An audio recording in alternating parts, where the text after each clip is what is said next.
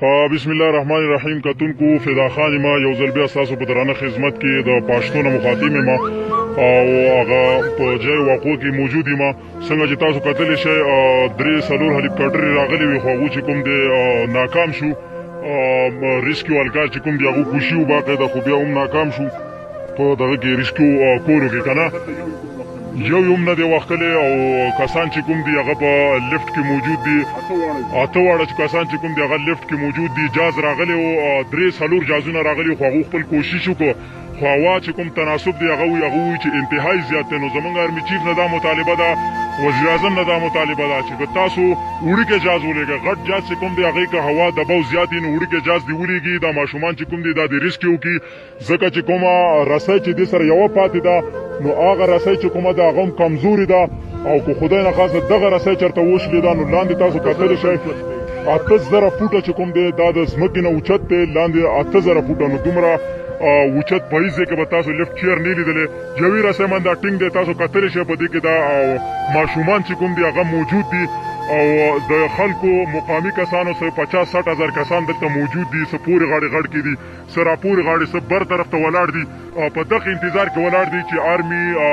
یا وزیر اعظم صاحب بل هلیکاپټر ولیږي چې دا ماشومان چې کوم دي دا ریسکیو کړی شي. نو څومره چې کتونکي خاص دعا کوئ د ماشومانو دپاره چې دو خیر خیریت سره ریسکیو کړی شي او کوم کسان چې انتظار کې ناسو چې ته لایو وچلوه ما تاسو دپاره دغه اپډیټ راکړه چې اوسه پورې څلور هلیکاپټرې راغلي وي هغو چې کوم دی ریسکیو کې ناکام شو او واپس لاړل. اوس هغو دا وایي چې موږ بل هلیکاپټر چې کوم دی هغه لیږو نو لا لیږلی نه دی که په دې ماشومانو چېرته شپه شوه نه دوی سره اوبه شته نه دوی سره روټۍ شته هېڅ قسمه انتظام دوی سره نشته نو رسۍ چې کومه ده هغه اوس لفټ چیر چې کوم دی هغې سره صرف یوه رسۍ چې کومه ده هغه غوټه ده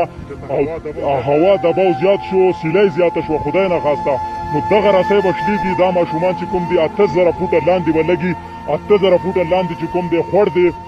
ګټې دي کمبرې دي نو که په دغه ځای کې ماشومان ولګېدلله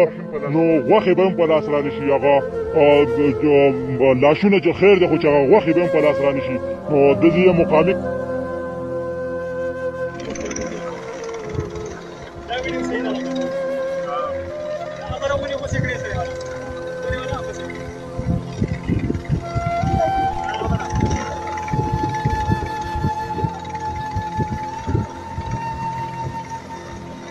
دا د جی هلیکاپټر او دا مخامخ زانګو دی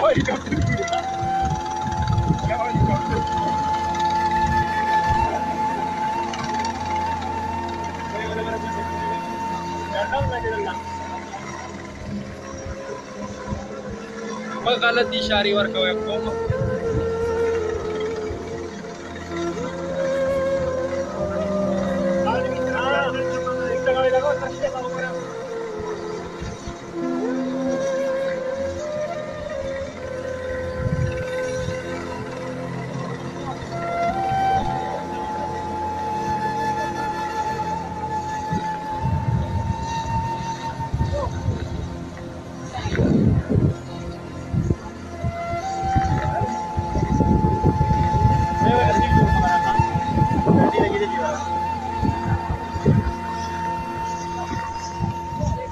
Hehehehe